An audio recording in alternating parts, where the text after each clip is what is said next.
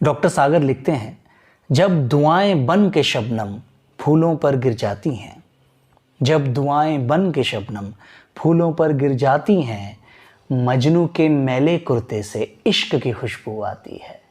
जब दुआएं बन के शबनम फूलों पर गिर जाती हैं, मजनू के मैले कुर्ते से इश्क की खुशबू आती है। साहिर के जो बचे हुए सिगरेट के टुकड़े की खुशबू, साहिर के जो बचे हुए सिगरेट के टुकड़े की खुशबू, जो गुलजार के गीतों के छोटे से मुखड़े की खुशबू, साहिर के जो बचे हुए सिगरेट के टुकड़े की खुशबू, जो गुलजार की गीतों के छोटे से मुखड़े की खुशबू, अपने भजन से मीराबाई इंकलाब जब लाती हैं, अपने भजन से मीराबाई इंकलाब जब लाती हैं, मजनू के मैले कुर्ते से इश्क की खुशबू आती है। मजनू के मैले कुर्ते से इश्क की खुशबू आती है। अंकुर फूट रहा हो कोई जब धरती के सीने से, अंकुर फूट रहा हो कोई जब धरती के सीने से, आज हवाएं महक गई हैं किसके गज़ब पसीने से। अंकुर फूट रहा हो कोई जब धरती के सीने से, आज हवाएं महक गई हैं किसके गज़ब पसीने से।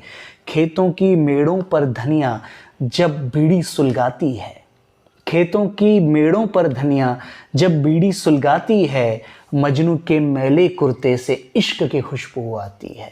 मजनू के मैले कुर्ते से इश्क की खुशबू आती है। जब तावीज़ के भीतर भीतर आयत ने दम तोड़ दिया, जब तावीज़ के भीतर भीतर आयत ने दम तोड़ दिया, कैसे रेगिस्तानों में रांझे को लाकर छोड़ दिया।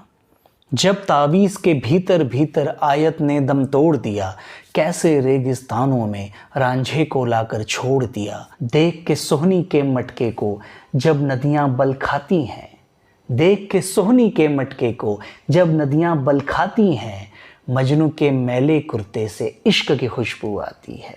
मजनू के मैले कुर्ते से इश्क की खुशबू आती है। कहीं अधूरी राधा तो कमली का आंचल मैला है, कहीं अधूरी राधा तो कमली का आंचल मैला है, कहीं चीखती हीर कहीं चौखट के भीतर लैला है। कहीं अधूरी राधा तो कमली का आंचल मैला है, कहीं चीखती हीर कहीं चौखट के भीतर लैला है। अनारकली को जब सत्ता दीवारों में चुनवाती है, अनारकली को जब सत्ता दीवारों में चुनवाती है, मजनू के मैले कुर्ते से इश्क की खुशबू आती है। जब शीरी की खातिर उस फरहाद ने पर्वत काट दिया, दशरथ मांझी ने पहाड़ को 2 हिस्सों में बांट दिया।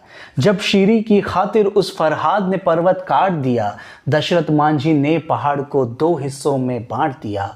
खून से लिखे खत में जब दुनिया तेजाब मिलाती है, खून से लिखे खत में जब दुनिया तेजाब मिलाती है, मजनू के मैले कुर्ते से इश्क की खुशबू आती है। जिस पेड़ के नीचे हंसती है शाखों पे फूल निकल आए, जिस पेड़ के नीचे हंसती है शाखों पे फूल निकल आए, वो पाँव ज़मीं पर रख दे तो फसलों में दाने लग जाएं। सागर की गज़लों में जब वो नुक्ता सही लगाती हैं, मजनू के मैले कुर्ते से इश्क की खुशबू आती है। मजनू के मैले कुर्ते से इश्क की खुशबू आती है। डॉक्टर सागर का मानना है कि जो दुआएं ही रांझा ने, लैला मजनू ने, शीरी फरहाद ने मांगी, वो दुआएं कबूल नहीं हुई और वो दुआएं वापस आकर धरती पर गिर गईं। लेकिन वो किसी गलत जगह पर नहीं गिरी और वही कारण है कि आज भी ये मोहब्बतें ज़िंदा हैं। उनकी मोहब्बत पूरी तो ना हो पाई, मुकम्मल तो ना हो पाई, लेकिन उनका इश्क अमर हो गया। ये जो कविता आपने अभी सुनी, ये इसी ख्याल के हवाले से है। बम्बई में काबा, इस भोजपुरी रैप सॉन्ग ने सफलता के सारे रिकॉर्ड्स तोड़ दिए और डॉक्टर सागर को एक नई पहचान दी, साथ ही उन्हें अपार सफलताओं की चोटी पर लाकर बिठा दिया।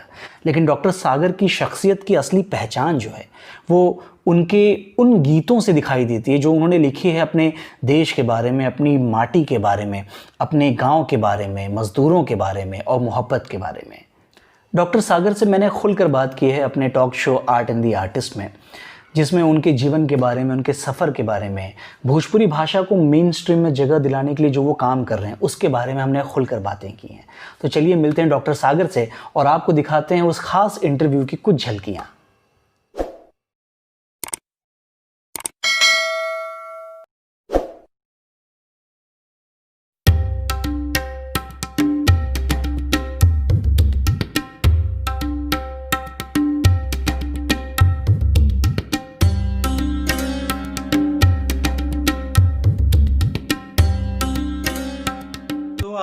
गुड इवनिंग, नमस्कार।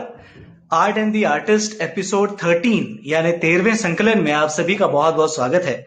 और आज जिस शख्सियत से आपकी मुलाकात होने वाली है, आपने प्रमोशंस वगैरह में देखा ही होगा कि आज कौन से स्पेशल गेस्ट हमारे साथ जुड़ रहे हैं। उन्होंने एक ऐसी चीज करी है अपनी लिखावट के द्वारा जो एक भाषा के लिए बहुत जरूरी थी आज के समाज में, आज के वक्त में। उन्होंने भोजपुरी भाषा को कमर्शियल मेन स्ट्रीम में रखने की एक बहुत बड़ा स्टेप उठाया है। और आज भोजपुरी को अगर किसी ने कमर्शियल पहचान दिलाई है या उसको एक बहुत बड़ा सक्सेस दिलाया, बहुत लोग ये सोचते हैं कि भोजपुरी को हम कमर्शियल या नेशनल या इंटरनेशनल लेवल पर लेकर कैसे जाएं, अगर कोई सिनेमा बनाना हो या कोई गाना बनाना हो, शायद उतना सक्सेसफुल हो ना हो। यानी कि अपार सफलता उस गाने ने अचीव करी और वो गाना था बंबई में काबा। ये जो गाना है ये सिर्फ बंबई शहर के बारे में बात नहीं करता। मेरा ख्याल है कि ये एक सिंबॉलिक सिटी का कम्युनिकेशन है जिसमें प्रवासी मजदूर हों, अपने गांव को, अपने घर को छोड़ करके किसी और शहर में जाने वाले जो लोग हैं, जिनकी मजबूरियां हैं, उनको बखूबी दर्शाया गया है, उनको बखूबी दिखाया गया है। और एक बहुत बड़ा मुद्दा था जब हमने प्रवासी मजदूरों की कंडीशन देखी इस दौरान में, तो हमें पता चला कि उनकी कंडीशन क्या थी, उसके अलावा वो अपने गांव घर को क्यों छोड़ करके आते हैं। तो इन सारी परिस्थितियों का निचोड़ और उनके लिए एक आवाज उठाने वाली चीज अगर हुई तो इस गाने के थ्रू हुई। और वो गाना जिन्होंने लिखा है वो खास शख्सियत हमारे साथ आज मौजूद हैं। और आप जितने भी लोग हमारे साथ जुड़े हैं, 34 people are watching us live, आप सभी लोगों का तहे दिल से इस 13वें एपिसोड में स्वागत है। मैं आपका होस्ट सुनील उपाध्याय। अब मैं रिक्वेस्ट करूंगा हमारे गेस्ट डॉक्टर सागर जी से, जो हमारे साथ आज इस एपिसोड में जुड़ने वाले हैं। मैं उनसे रिक्वेस्ट करूंगा कि अब वो अपना कैमरा ऑन करें और हमारे साथ इस एपिसोड की शुरुआत करें। सागर जी नमस्कार। जी नमस्कार सुनील जी।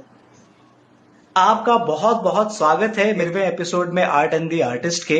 आपने अपना समय निकाल करके मुझे आधे घंटे का एक स्लॉट दिया जिसमें मैं आपका इंटरव्यू कर सकूं, और जो ये आपका प्रयास है या जो आपका ये काम है उसको मेरे दर्शकों तक मैं पहुंचा सकूं, इसके लिए आपका बहुत बहुत शुक्रिया। जी बहुत शुक्रिया आपका। तो अभी हमारे साथ 40 लोग जुड़े हैं लाइव जो ये सेशन देख रहे हैं। बहुत सारे सवाल मुझे सोशल मीडिया पर भी मिले हैं जो मैं आपसे पूछना चाहूंगा, तो उन सारे सवालों का सिलसिला मैं शुरू करूं और हमारे मेन मुद्दे पर आऊं। उसके पहले मैं चाहता हूं कि हमारे दर्शकों को ब्रीफ में अगर आप बता सकें कि डॉक्टर सागर पर्सनली कौन है, कहाँ से उनकी शुरुआत हुई है, कहाँ उनकी पढ़ाई लिखाई हुई है और बॉलीवुड में उनकी एंट्री किस तरह से हुई। मैं तमाम श्रोताओं का जो हमसे जुड़े हैं इस लहर के साथ, योर पोइट के साथ, मैं सबका बहुत शुक्रगुजार हूँ। और लगातार बहुत सारे लोग ऐसे होंगे जिन्होंने मेरे इंटरव्यू देखे होंगे और बहुत सारे लोग नहीं भी देखे होंगे।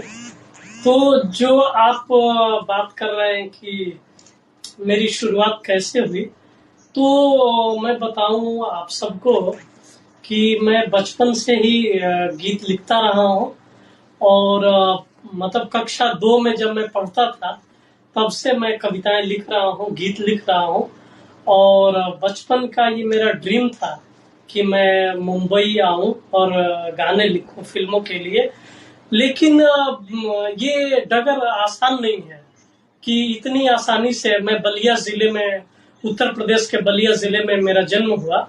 और मैं गांव से पूरी पढ़ाई पूरी करने के बाद फिर मैं बनारस आता हूँ और बनारस से फिर जेएनयू पहुंचता हूँ। तो ये जो मेरी पूरी यात्रा है, मतलब मैं कहूँ तो गांव का जो पूरा मेरा जीवन है वो गीतों से भरा हुआ था। मैंने गांव के जीवन को जीते हुए मतलब सैकड़ों गीत मैंने लिखे हैं। और उस जमाने के जो सिंगर थे वो लोग मुझे गाते थे।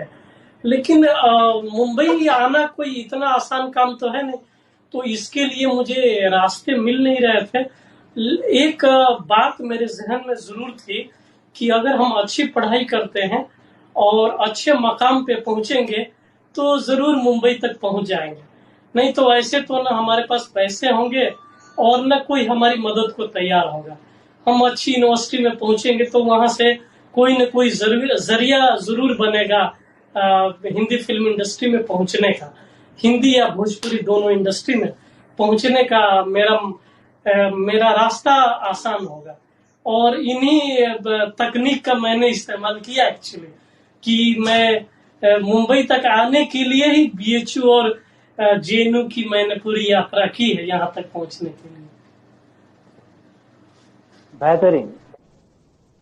तो ये आपका एक जो व्यक्तिगत सफर रहा है यहाँ तक पहुंचने का, उसके बारे में बात हुई। लेकिन एक जो गीत है जिसमें मेरे ख्याल से सफलताओं के जो मायने होते हैं, सफलताओं के जो दायरे होते हैं, उन सबको तोड़ने का, मरोड़ने का काम किया।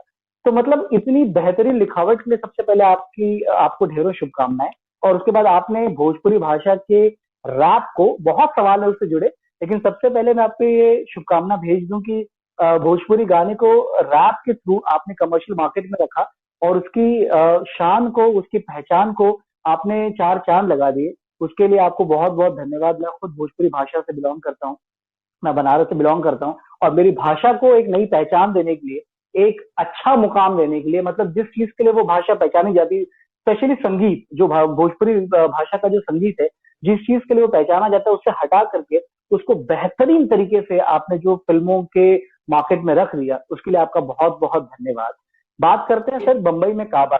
बम्बई में काबा की नींव कहाँ से पड़ी, ये गाना कैसे आपके जहन में आया और कैसे इसे कमर्शियल प्रारूप मिला? अब देखिए, ये इस रैप सॉन्ग के बनने के पीछे अनुभव सिन्हा सर का हाथ है। उन्होंने ये जो आपने सुना होगा कि भोजपुरी गीतों के माध्यम से रिया को गालियां, पाकिस्तान को गालियां, चाइना को गालियां, उनके गीतों के हवाले से भोजपुरी के सिंगर और गीतकार दे रहे थे।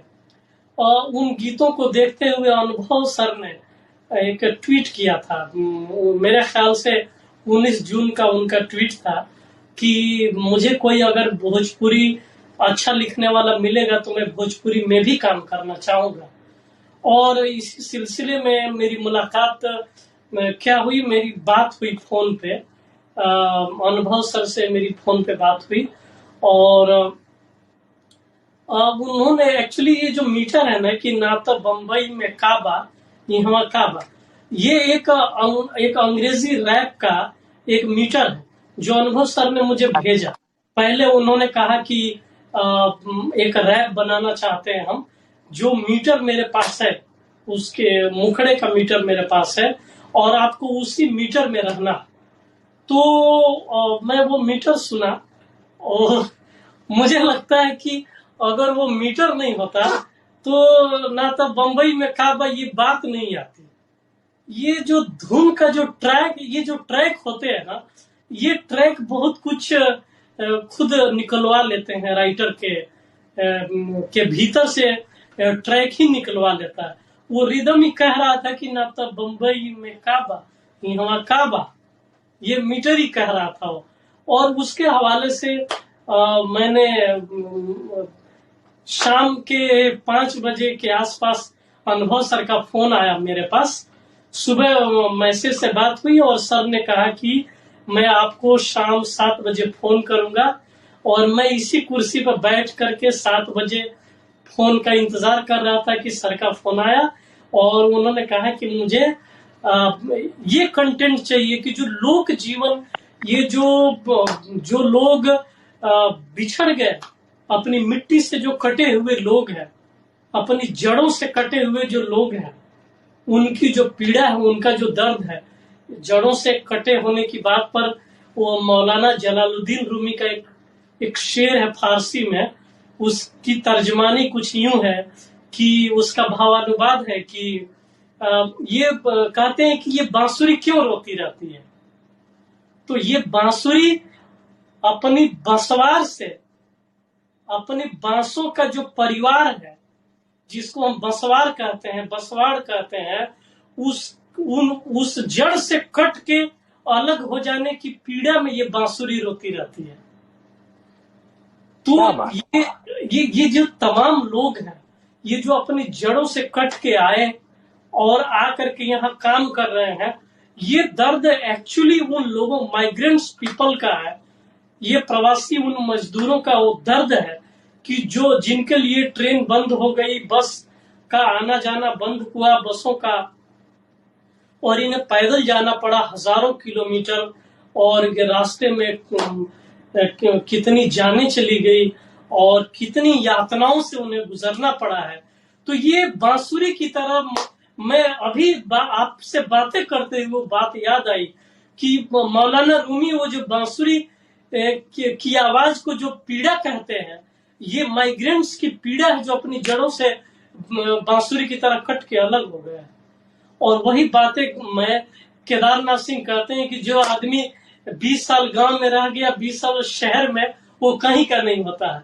मैं भी 20 साल गांव में रह गया और 20 साल शहर में, तो अभी हालात ये है कि मतलब आदमी कहीं का नहीं नजर आता है कि कभी उनको याद करता है। वो गांव की गलियां, वो ताल तलैया, वो बांसवार का झुरमुट, वो बांसों में कोयल, वो तमाम चीजों का वो जो दर्द है। यहाँ एक बंद कमरे में हम पड़े हुए हैं, तो ये तमाम पीड़ाएं जो है और जो वो घूम फिर करके इस रैप में आई। क्या बात है, क्या बात है। मेरे ख्याल से ये पीड़ा हर उस प्रवासी की है, अब वो मजदूर हो या कॉर्पोरेट की गलियारे का मजदूर हो। एक मजदूर वो होता है जो कुल्हाड़ी उठाता है अपने पैसे कमाने के लिए, खेत में बिल्डिंगों के दीवारों को खड़ा करने के लिए ईंटें रख करके पैसे कमाता है अपना घर चलाने के लिए। और मेरे ख्याल से वो भी मजदूरी है।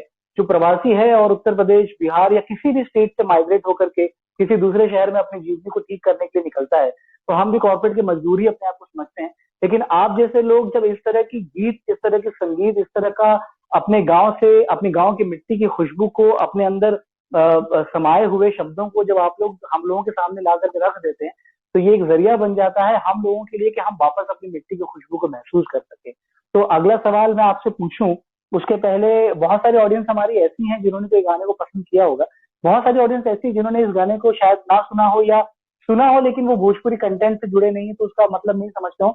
एक बार मेरी कुछ जो पसंदीदा पंक्तियां हैं इस रैप सॉन्ग की, वो मैं आपके सामने पढ़ूंगा और उसके बाद अगला सवाल लूंगा। ये जो आपने लिखा, कैसे लिखा है, मैं वो समझना चाहता हूँ। इसके पीछे इस पीड़ा को समझ पाने की आपकी प्रेरणा क्या थी, वो मैं जरूर आपसे पूछूंगा। 2 बीघा में घरबा लेकिन सूतल बानी टेम्पू में, जिंदगी ई अजुराइल बाटे नून तेल और शैम्पू में, बन के हम सिक्योरिटी वाला डबल ड्यूटिया खटत तानी, ढिबरी के बाती के जैसे रोज रोज हम खटत तानी। मतलब ये कुछ पंक्तियां मैंने निकाली जो मुझे मेरे दिल को बहुत छू गई। और एक तो आपका टीजर भी निकल के आया था कि गांव शहर के बिचवा में हम गजबे कंफ्यूज आयल बानी, 2 जून के रोटी खातिर बम्बई में हम आयल बानी। और इस गाने के थ्रू जो आपने अग्रेशन भी दिखाया है कि आदमी क्यों छोड़ करके आता है, मेरे ख्याल से ये 3 पंक्तियां अगर कोई सुन ले तो उसको समझ में आ जाएगा कि प्रवासी आदमी क्यों बनता है, क्यों अपना गांव, अपना घर, अपनी मिट्टी छोड़ करके आता है। कि ए हाकिम लोग हमरो कुछ सुनवाई बा, गांव के रोगिया मरत बाड़े मिलत नहीं दवाई बा। तो आपने वो पीड़ा भी दिखाई है कि आदमी क्यों माइग्रेट करता है। मैं आपसे ये समझना चाहता हूँ कि इतना खूबसूरत गीत, मतलब कितना वक्त लगा आपको लिखने में, प्रेरणा आपको कहाँ से मिल रही थी, क्या कोई रिसर्च किया आपने इसके लिए या फिर कलम उठाई और दिल की पीड़ा लिखना शुरू किया? नहीं, मैंने कोई रिसर्च नहीं किया। आज शाम को अनुभव सर का फोन आया और कल मैंने लिख दिया था पूरा गाना, मैंने कल लिख दिया था दूसरे दिन। और मैं एक रिदम में, हाँ, पूरा एक रिदम में इसलिए लिख दिया था कि एक्चुअली ये जो लाइनें आप पढ़ रहे हैं कि बन के हम सिक्योरिटी वाला डबल ड्यूटी या खटतानी, ढिबरी के बाती के जैसे रोज रोज हम घटतानी। मैं पिछले 9 सालों से मुंबई में हूँ और जितने ऑटो वाले हैं और जितने सिक्योरिटी गार्ड हैं, जितने मजदूर हैं, मैं जिनसे भी मिलता हूँ उनसे बातें जरूर करता हूँ कि आप कहाँ के रहने वाले हैं, आप मुंबई में कब आए, आप कितना कमा लेते हैं। मैं तो देखता हूँ कि किसी भी बिल्डिंग के सिक्योरिटी वाले सोते रहते हैं। मैं बोलता हूँ अरे तुम ऊँघते क्यों रहते हो? तो उन्होंने कहा कि हम तो मतलब यहाँ पूरे दिन ड्यूटी करेंगे और फिर रात में दूसरी सोसाइटी में हमें ड्यूटी करनी होती है। तो मैंने कहा कि तुम 24 घंटे ड्यूटी करते हो, तो ये कितना भयावह है। सुन करके ही मतलब हमें रोज 7 घंटे से लेकर 8 घंटे मुझे खुद सोने को चाहिए होता है। और ये बेचारे कुर्सी पे सोते रहते हैं जैसे तैसे। तो बन के हम सिक्योरिटी वाला डबल ड्यूटी या खटता नहीं, और ढिबरी के बाती के जैसे रोज रोज हम घटता नहीं। वो जो ढिबरी के बाती की तरह से जो घटना है, वो पूरा सामाजिक और सांस्कृतिक रूप से घटना है, न सिर्फ हेल्थ के पॉइंट ऑफ व्यू से, बल्कि वो हर चीज से किस तरह से वो ढिबरी की बाती जो जलती है। ढिबरी का बाती तो इस तरह से प्रतीक के रूप में आ रहा है मेरे जहन में, मेरी कविताओं में वो मेटाफर इसलिए आता है कि बचपन में ढिबरी से ही पढ़ाई की है, तो ऑफ कोर्स बिल्कुल। जिन चीजों से अपना ताल्लुक रहता है वही मेटाफर बन के गीतों में आते हैं। तो ऑटो वाले हैं, वो बोलेंगे कि भैया हमारा इतना बड़ा घर द्वार है, और हम तो यहाँ मैं देखता हूँ कि ऑटो वाले सोए हुए हैं, उनके दोनों पैर ऑटो से बाहर हैं, नंगे पांव, और उस पे मच्छर काट रहे होते हैं। मैं देखता हूँ, उनसे पूछता हूँ कि अरे यार तुमने कहीं खोली वोली कोई कमरा नहीं लिया? तो कहे कि नहीं नहीं, हम तो इसी में दिन में ड्यूटी करके रात में सो जाते हैं। उनसे पूछो तो वो अच्छे खासे उनका घर है और सब कुछ चीजें हैं, लेकिन पैसे वहां पैसे नहीं कमा सकते गाँव में। वहां पे ये कमाई नहीं है इस तरह की जो महानगरों में, दिल्ली, बम्बई, बेंगलोर, कलकत्ता, पंजाब, ये जो जितने लोग हमारे छत्तीसगढ़, मध्य प्रदेश, उत्तर प्रदेश, बिहार, झारखंड के लोग जो गांव आए हैं, महानगरों में यहाँ आकर के काम कर रहे हैं, तो इनको अपनी जगहों पे काम मिलता तो अपनी मिट्टी से जुड़े रहते, अपने माता पिता, अपने गांव के लोगों से जुड़े रहते हैं, ताल तलैया से जुड़े रहते हैं और पैसे भी कमाते हैं। वो चीजें मुहैया नहीं है, इसलिए आ जाते हैं। तो ये जो रैप के भीतर जो बातें मैं कह रहा हूँ, ये सारी बातें इनके लिए मुझे कोई प्रयास नहीं करना है। ये जीवन में जीते हुए आ रहा हूँ, और इन लोगों के बीच में मैं इनसे बातें करता हूँ, और मैं गहरे जुड़ा हुआ हूँ। मैं आज भी गांव से गहरे जुड़ा हूँ, डेली में गांव पे बातें करता हूँ, सबसे बातें करता हूँ। तो ये जो पूरी वाबस्तगी है गांव से महानगरों के बीच की, वही सारी चीजें मेटाफर के रूप में आप सुन रहे हैं। क्या बात है, क्या बात है। मुझे एक चीज याद है कि जब अनुभव जी ने अपने सोशल हैंडल्स पे इसके अनाउंसमेंट डाले थे कि ये गीत आने वाला है, और टीजर डाला हुआ था 4 दिन, रिलीज के 4 दिन पहले, तो मुझे वो डेट पता थी। सुबह प्रीमियर होने वाला था, मेरे ख्याल से 10-11 बजे के बीच में यूट्यूब पे ये सॉन्ग प्रीमियर होने वाला था। और इवेंचुअली मुझे ऑफिस के काम से उस वक्त निकलना पड़ा था, और मैं हाईवे पे ड्राइव कर रहा था। बट जैसे ही मेरे फोन में नोटिफिकेशन आया कि ये गाना रिलीज हो चुका है, मैंने अपनी गाड़ी साइड में लगाई। मैं लेट हुआ ऑफिस के लिए उस दिन। मैंने अपनी गाड़ी साइड में लगाई, और ये गीत को मैंने 6 मिनट कुछ सेकंड का गाना है, मैंने वीडियो पूरा देखा, पूरा गाना सुना। और मेरे साथ उस समय कार में कोई नहीं था, पर मैं मतलब उस समय मैस्मराइज हो गया था। मैंने ये सोचा कि इतनी खूबसूरती से, इतनी बखूबी इस पीड़ा को, इस दर्द को, इस बात को और हमारी भाषा को इतने अच्छे से रखने वाला, मतलब ये आप लोगों ने कैसे कर दिया है, ये कमाल। कुछ सवाल हैं मेरे जो मैंने सोशल मीडिया से लिए हैं। मैंने जब प्रमोशन डाला था, आपका वीडियो ऑफ हो गया है, एक बार प्लीज आप चेक कर लीजिएगा। कुछ सवाल है मेरे जो सोशल मीडिया से मैंने उठाए हैं। मैंने आपका जो ये इंटरव्यू होने वाला था, अब सही है, जो ये इंटरव्यू होने वाला था इसके लिए मैंने प्रमोशन डाले थे, तो कुछ सवाल मैंने लोगों से मांगे थे। तो एक तो सवाल ये था कि why did you select Bhojpuri language as a rap to bring this particular message. तो मेरे ख्याल से आपने उसका जवाब दे दिया है कि अनुभव जी ने आपको ये बताया था कि भोजपुरी में एक बेहतर गाना क्यों लिखना है, वो भी क्लियर हो चुका है इस इंटरव्यू के थ्रू। और रैप क्यों लिखना है वो भी आपने पहले बता दिया। दूसरा सवाल मैं लूंगा कि इस पर्टिकुलर गीत के बाद भोजपुरी को लेकर के, या मतलब भोजपुरी रैप को लेकर के, या भोजपुरी में कोई और एक्सपेरिमेंट लेकर के आप आने वाले हैं? अगर आने वाले हैं तो वो क्या होगा, क्या आप बताना चाहेंगे दर्शकों को?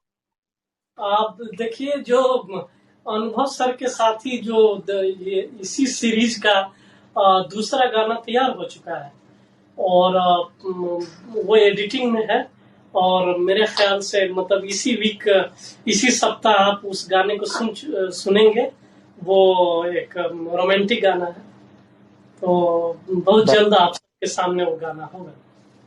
बेहतरीन, बेहतरीन। एक सवाल और है कि जब आप लोग ये गाना बना रहे थे, जैसे अनुभव जी ने जब प्लान किया था कि इस तरह का कोई गाना बनाना, और आपने इतनी बेहतर चीज लिख दी थी, तो क्योंकि भोजपुरी भाषा को म्यूजिक इंडस्ट्री में और इन टोटलिटी राष्ट्रीय स्तर पर कभी भी वो सम्मान मैं बहुत बेशक होगी बोलूंगा, कभी वो सम्मान नहीं मिल पाया है।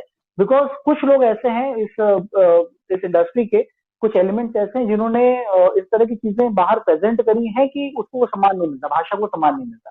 तो जब आप लोगों ने प्लान किया था कि मैं इस तरह की चीज भोजपुरी भाषा में लेकर के मार्केट में आऊंगा, तो क्या बैक ऑफ द माइंड कहीं कोई हिचकिचाहट थी, कहीं कोई डर था कि रिसेप्शन कैसा होगा इस गाने का, कैसे इसको लोग लेंगे, क्या इस तरह की कोई चिंता थी आप लोगों के जहन में?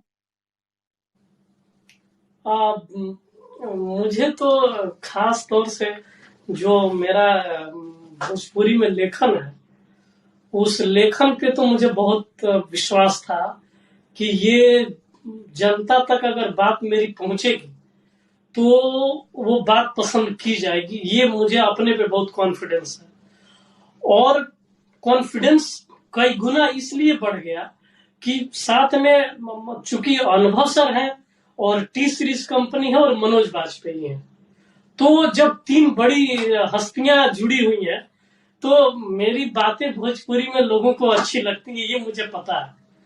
लेकिन जब ये तीन लोग जुड़ गए, अनुभव सिन्हा, टी सीरीज और मनोज बाजपेयी, तो मैं समझ गया था कि यह बात जनता तक पहुंचेगी और इसको पसंद किया जाएगा, ये मुझे भरोसा था। और वही हुआ। इसका रिसेप्शन अगर आप देखें तो रिकॉर्ड तोड़ रिसेप्शन हुआ है इसका। इस गाने के बाद में मुझे खुशकिस्मती महसूस होती है कि मेरी भाषा में एक रैप जो है वो सोशल मीडिया पे और हर किसी के मोबाइल में इतना फेमस, इतना वायरल हुआ। तो धन्यवाद उसके लिए आपको एक बार फिर से। मनोज जी की अगर बात करें तो मनोज जी इस गाने को गाएंगे, ये चुनाव कैसे हुआ, और जब उन्होंने आपका ये रैप पूरा पढ़ा तो उनकी पहली प्रतिक्रिया क्या थी, कैसी थी? अब जो मनोज वाजपेयी सर, मैं बोलता हूँ कि मनोज वाजपेयी को एक्चुअली जब सत्या फिल्म मैंने देखी थी, मैं ये भी बताऊं कि जब मैं स्टूडियो में रिकॉर्डिंग के दिन जब मैं मिला मनोज वाजपेयी, अनुभव सिन्हा और मैं, तो हम तीनों और म्यूजिक डायरेक्टर अनुराग सैकिया, हम चारों लोग स्टूडियो में थे। तो मैं मनोज सर को देखते ही मैंने कहा कि सर मैंने सत्या 50 बार देखी है, और वो बड़े खुश हुए ऑफ कोर्स। और जब उन्होंने पोइट्री पढ़ी थी, वो मनोज वाजपेयी का आना जो है वो यूं हुआ कि अनुभव सर के जो ईपी हैं, एग्जीक्यूटिव प्रोड्यूसर हैं, और उनका सलाह था, एक्चुअली उनका ही सुझाव था कि मनोज वाजपेयी को लीजिए।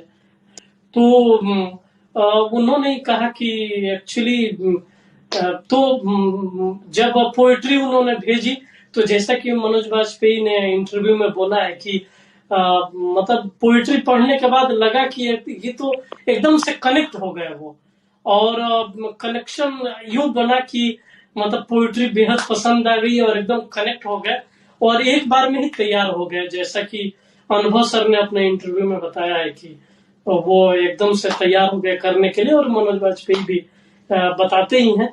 तो बड़ा ही गजब का, मैं तो बहुत बड़ा फैन मनोज वाजपेयी से है। मैं दोस्तों से कहा करता हूँ कि मतलब मनोज वाजपेयी और इरफान खान दोनों मेरे पसंदीदा एक्टर। और कमाल ये है कि इरफान खान भी मुझे मेरी पोएट्री की वजह से बुला चुके हैं मिलने के लिए कि डॉक्टर सागर से मिलना।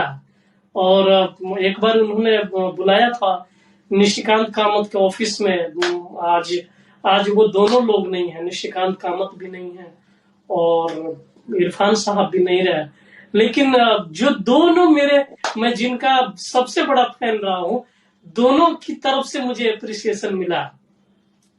तो मैं बेहद खुश हूं कि मुझे इस रैप सॉन्ग के हवाले से मनोज वाजपेयी मुझे मिल गए और उनके साथ बातें हुई। उन्होंने मेरे लिए ट्वीट किया और मैं बहुत खुश हूँ इस। ये ओवरऑल एक बहुत बेहतरीन पैकेज बना कि अनुभव सिन्हा जो मिट्टी से जुड़े हुए रहे हैं हमेशा से, जो लोग उनको सोशल मीडिया पे फॉलो करते हैं वो जानते हैं कि वो बनारस, और उनकी कंपनी का नाम ही बनारस मीडिया वर्क्स है, वो किस तरह से बनारस से जुड़े हुए हैं, किस तरह से पूर्वांचल से जुड़े हुए हैं। मनोज वाजपेयी को बताने की जरूरत नहीं कि वो किस तरह से भोजपुरी भाषा से जुड़े हुए रहे हैं, कैसे उन्होंने अपने स्ट्रगल किए हैं और कैसे आज भी अपनी मिट्टी से जुड़े हैं। और फिर उनको आप मिल गए कि जो मतलब अगर भोजपुरी लिखावट की बात की जाए और एकदम बेहतरीन लिखावट चाहिए तो डॉक्टर सागर का नाम हमेशा से आता रहा है। तो जब ये तीनों लोगों ने मिलकर के एक पैकेज बनाया तो बहुत जरूरी था कि वो पैकेज सक्सेसफुल होना था और वही चीज हुई। आखिरी सवाल आज के इस सेशन का मैं आपसे लेना चाहता हूँ, जो बहुत जरूरी है कि अगर आप जैसे शख्सियत से उसका जवाब आए तो बहुत लोगों को उसका फायदा होता है। मुझे बहुत लोगों ने हमेशा मुझसे भी कई लोगों ने ये बात पूछी है कि बॉलीवुड इंडस्ट्री में लिरिसिस्ट कैसे बन सकते हैं, सॉन्ग राइटर कैसे बन सकते हैं। तो हालांकि मैंने तो एक छोटा सा वीडियो बना करके पूरा स्टेप बाय स्टेप उसका एक प्रोसेस बताया था लोगों को और कई लोगों ने उसके हिसाब से काम भी किया था। मैं आपसे जानना चाहता हूँ, जो ऑडियंस हमें देख रहे हैं और जो रीप्ले में इसको देखेंगे, बाद में मेरे यूट्यूब चैनल पे अगर ये वीडियो रिलीज होगी तो वहां जो लोग देखेंगे, अगर उसमें किसी को इसका फायदा हो सके तो बेहतर है। अगर इसका आप जवाब दे सकें कि अगर कोई सॉन्ग राइटर बनना चाहता है, कोई लिरिसिस्ट बनना चाहता है, तो उसके लिए क्या प्रोसेस है लिखावट के अलावा जो उसको फॉलो करना जो आज का वक्त है वो बहुत ही आसान है। किसी भी फील्ड में, किसी भी विधा में हम जाना चाहते हैं तो अभी हालात बड़े ही अनुकूल है कि आप जिस विधा में जाना चाहते हैं। आज सोशल मीडिया के हवाले से आज देखिए तो सारे डायरेक्टर, म्यूजिक डायरेक्टर, सिंगर सारे जुड़े हुए हैं सोशल मीडिया पे। आप कहीं भी रहते हुए आप लिख सकते हैं, लिख के पोइट्री यूट्यूब पे शेयर कर सकते हैं, ट्विटर पे, और किसी को टैग कर सकते हैं। तो आज तो चीजें बहुत आसान है कि आप अपनी रचनाओं को तमाम डायरेक्टर और प्रोड्यूसर तक पहुंचा सकते हैं, म्यूजिक डायरेक्टर तक, सिंगर तक पहुंचा सकते हैं और वो उन्हें पसंद आएगा तो आपको जरूर बुलाया जाएगा। और वही है कि आप अच्छा कीजिए। आप अगर अच्छा करेंगे, अच्छा लिखेंगे, अच्छा पढ़ेंगे तो चीजें अच्छी आएंगी तो वो जरूर नजर में आएंगी, आपको काम मिलेगा। अभी ज्यादा कठिन नहीं है। अभी आपको जिस विधा में आप जाना चाहते हैं, मेरा मानना है कि अभी चीजें बहुत आसान है। आप कहीं भी रहते हुए आप काम कर सकते हैं। मैं जब 9-10 साल पहले यहाँ आया तो चीजें बहुत कठिन थी, आसान नहीं था। लोगों से मिलते चीजें बनी। और अभी तो आपको कोई ऐसी चीज पसंद आ जाएगी तो डायरेक्टर ही आपको रिट्वीट कर सकता है, आपको शेयर कर सकता है आपकी चीजों को। आपकी कोई ऐसी पोइट्री आ जाए तो उसको बड़ा से बड़ा डायरेक्टर उसको शेयर कर देता है। आज के जमाने में बड़ा एक्टर शेयर कर देता है। तो आप लिखते पढ़ते रहिए, आप जहां हैं वहीं से लिखते पढ़ते रहें, काम करते रहें तो आपको ये मुकाम हासिल हो सकता है। तो आपका कहने का मतलब है कि सोशल मीडिया का बखूबी फायदा उठाया जाना चाहिए और अपने काम को रिस्पेक्टफुली आप सोशली बड़े बड़े लोगों तक रख सकते हैं और जो प्रोसेस है उसको फॉलो करके आप उस एक अपॉर्चुनिटी का इंतजार करें। जिस दिन वो अपॉर्चुनिटी मिल गई, अगर आपका काम बखूबी बेहतर है, अगर आपकी लिखावट बेहतर है, तो फिर स्काई इज द लिमिट, तब आपको सक्सेसफुल होने से कोई रोक नहीं सकता। मुझे ये रैप सॉन्ग मिला ही है सोशल मीडिया के हवाले से, मतलब ट्विटर के ही हवाले से। ना बहुत सारे ट्वीट करते हैं, ना वो पूरा चेन बनता मिलने का और अपनी बात रखने का। तो ये अपने आप में एक बहुत बड़ा उदाहरण है कि कैसे आप एक सक्सेसफुल सॉन्ग राइटर बन सकते हैं सोशल मीडिया को बखूबी इस्तेमाल करके। तो आज के इस इंटरव्यू का मैं अंत करूंगा और मैं ये आपको बताऊंगा कि सिर्फ रैप का ही नहीं, मैं आपकी कविताओं का, आपकी नज्म का भी बहुत बड़ा फैन रहा हूँ। और आपकी ये जो 2 पंक्तियां हैं जिसको मैं आप ही के सामने पढ़ने की गुस्ताखी करूंगा और उसके बाद मैं आज के इस सेशन का अंत करूंगा। ये आप लिखते हैं कि जब दुआएं बन के शबनम, जब दुआएं बन के शबनम फूलों पर गिर जाती हैं, जब दुआएं बन के शबनम फूलों पर गिर जाती हैं, मजनू के मैले कुर्ते से इश्क की खुशबू आती है। ये आपकी एक बेहतरीन नज्म है। मैंने यूट्यूब वगैरह पे काफी देखा है इसको और आप ही के नज्म के साथ, आप ही के एक शेर के साथ मैं आज के सेशन का अंत करता हूँ। मैं आपको एक बार फिर तहे दिल से शुक्रिया और धन्यवाद कहता हूँ कि आपने अपना कीमती वक्त। बहुत शुक्रिया सुनील उपाध्याय जी, आपका भी दिल से शुक्रिया अदा करता हूँ। और मैं ईश्वर से प्रार्थना करता हूँ कि आने वाले समय में वो आपको और शक्ति दें और सफलताएं दें, ताकि आप हमारे भाषा के उद्धार के लिए, हमारे भाषा को बड़े मुकाम पे पहुंचाने के लिए इसी तरह का बेहतर काम करते रहें। आपका बहुत बहुत धन्यवाद कागज जी। बहुत धन्यवाद सुनील।